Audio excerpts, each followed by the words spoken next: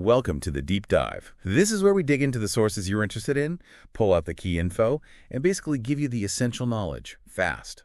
Think of it as your tailored brief.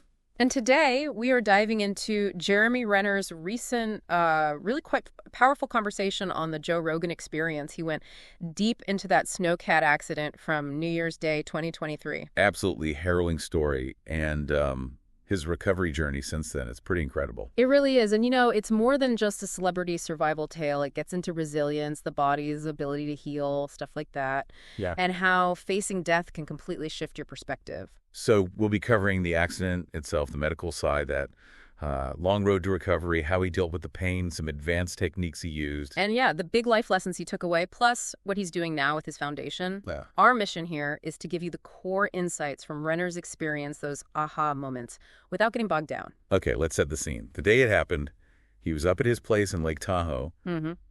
And it wasn't just him, right? He had a big group there.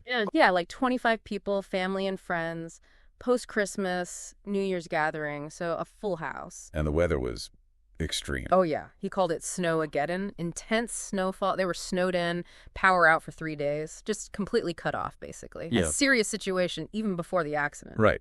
And then New Year's Day 2023, he's using his snowcat.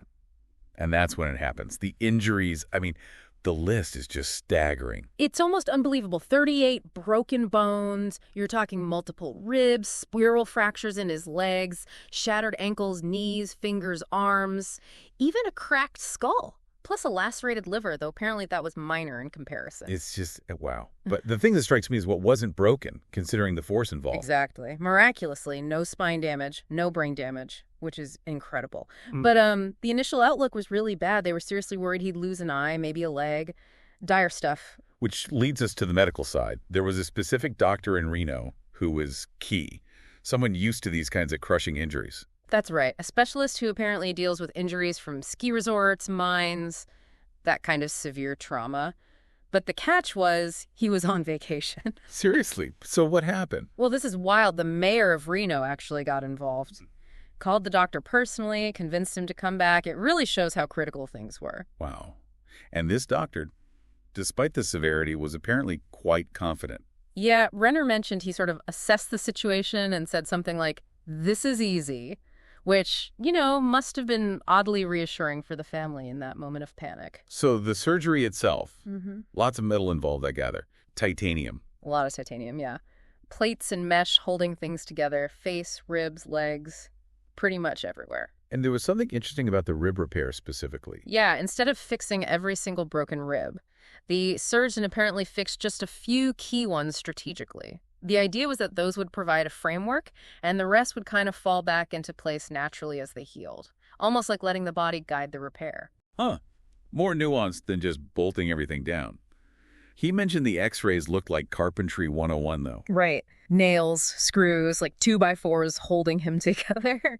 And speaking of screws, he had some in his skull and jaw they had to remove later. Oh, yeah, I remember this part. He said they used like a Home Depot tool, and it made a squeaking sound. Oh, exactly. A really visceral image. And he said the discomfort of that removal was almost worse than the accident pain itself, which is saying something. Shows how sensitive everything still was. And most of that titanium stays in him now. Yeah, apparently the risk of infection from trying to remove it all is too high, so it's a permanent part of him now. So he makes it through the initial surgeries, but then comes recovery, which sounds like it started almost immediately. It did. PT started the moment he got home, which was around January 13th, so less than 2 weeks after the accident. Incredible, really. And the initial phase was rough, obviously. Bedridden at first. Yeah, bedridden, then just sitting up was a major goal, which he managed by February. And then the huge task of learning to walk again. He called recovery a 24-hour day job. Said he had to put it ahead of everything. Everything. Even initially parenting. He knew he had to get himself functional for his daughter. That kind of singular focus, it's intense. What drove that, do you think?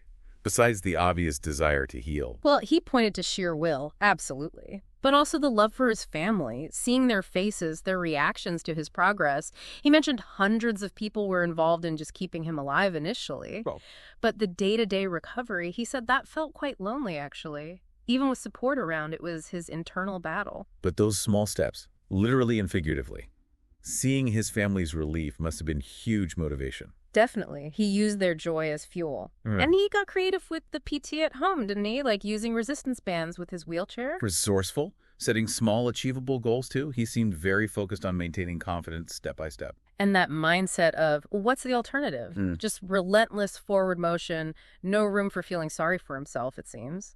And the progress was remarkable. Walking with assistance by his daughter's birthday in late March. That's barely 3 months post-accident. It's incredibly fast. By the summer, he said the recovery work was down to maybe 12 hours a day. Still huge, but progress. And he started incorporating things he enjoyed. Like walking in the cold lake water. Yeah, Lake Tahoe water and sand. Great for instability training, apparently. And even some gentle jet skiing. He said that was more for the mental and emotional side of things, getting back a sense of normalcy, being out in nature. Makes sense. It's not just physical. And he returned to work after about a year. Around that, yeah. Recovery scaled back to maybe 4 hours a day by then. Oh, and he used a power plate, too. Said it helped numb some of the nerve endings, which can be a real issue after trauma like that. Okay, let's shift to pain management. Because his approach here was pretty unconventional, maybe. He was on OxyContin. He was, initially, prescription opioids for the intense pain, which is standard, but he really disliked the feeling, wanted his head clear, so he decided to get off them fast. How fast? He went cold turkey. Around the beginning of February, so maybe less than a month after getting home, which is, wow. Yeah, that sounds brutal. What was the withdrawal like? He described it as awful. Crying uncontrollably for 3.5 days, shivering, feeling everything, temperature, gravity, incredibly intensely, just raw. Did his doctors advise that? Going cold turkey so soon? No, actually. He said they advised against it, but then he cracked a molar. Right. I remember this. The tooth pain kind of broke through the oxy anyway. Exactly. And he figured, if the opioid isn't even handling this toothache, maybe I can just push through without it altogether. Plus, he mentioned a bad experience with pain meds way back in '93 after a knee surgery. Seems he just really hated being on them. Still, enduring that withdrawal on top of healing from, well, everything. It speaks volumes about his willpower. It really does. Mental toughness is an understatement. And the recovery didn't stop there. He got into some more advanced stuff, too. Like the peptide injections. Yeah, things like PPC 700, AOD, MATC. He said he rotates them. These are basically short chains of amino acids some people use to try and boost healing and recovery processes in the body. And there was a major issue with his blood levels initially. Hemoglobin. Critically low. He said his hemoglobin was down at 2. Normal is way, way higher. That means hardly any oxygen getting around his body, which would explain feeling incredibly weak and fatigued. So that became a new focus, cellular health. Exactly. Improving his blood health became a priority. Regular blood tests, focusing on nutrition, supplements perhaps.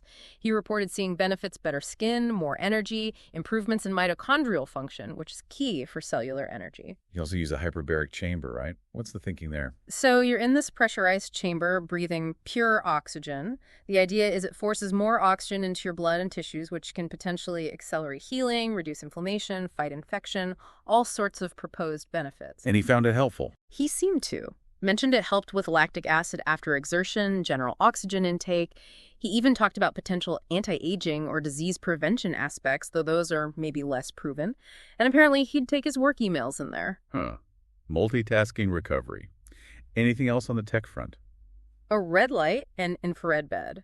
Similar principle, really using specific light wavelengths to try and improve circulation, penetrate tissues, and promote healing. And all this work, it led to him being able to run again. After about a year, yes. Though he had this great description, felt like running on 4 flat tires, just the pressure on the joints, after all that trauma. So not quite back to his old sprinting self. He used to sprint, right? Yeah, that was his background.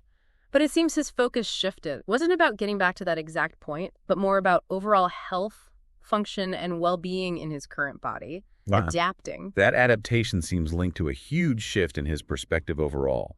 He talked about getting gifts from the experience. Yeah, he used that word. Said mentally and spiritually he felt 150% better. Like the trauma stripped away layers of, unimportant stuff. He even called a recovery age reversing in a way because it forced him to prioritize what's truly valuable. Shedding meaningless bullshit, I think was his phrase. Pretty much. He talked about feeling disconnected from a lot of societal norms, materialism, just cutting through the noise and focusing only on what genuinely matters to him. That sounds like incredible clarity. choosing not to be a victim of it. Absolutely. He really emphasized perspective, and he had this interesting, maybe slightly controversial thought that maybe some degree of suffering is necessary to truly appreciate love and life. He contrasted his intense experience with the relative ease of modern life, suggesting sometimes that ease can paradoxically lead to unhappiness because we lack that stark contrast. That's definitely something to chew on. He also mentioned conquering the inner bitch. Haha, yeah. That internal voice that resists doing the hard things. Just pushing through, doing what needs to be done, and finding happiness not in external stuff, but in connection with others, his daughter, himself. That focus on connection and purpose seems to flow right into his work with his foundation, Renovations. It really does. He's clearly pouring a lot of energy into that. It started, as we saw on the TV show, with repurposing vehicles for communities. But now, a big focus is on supporting foster kids and disadvantaged youth in his area, Lake Tahoe. What kind of things are they doing? Providing opportunities these kids might not otherwise get. Camps, experiences. They even have a mobile recording studio bus. The goal is to challenge negative narratives, broaden horizons, show them possibilities. And he's very hands-on with it. Extremely. You can tell it's deeply personal, tied to his own values and maybe his own experiences growing up. He finds immense joy and purpose in it. He even said it feels like why he came back, why he survived. That's powerful. And he mentioned the foundation runs lean, low overhead. Yeah, he quoted something like 8 to 13% operating costs, which is really low for a nonprofit. Means most of the money goes directly to helping the kids.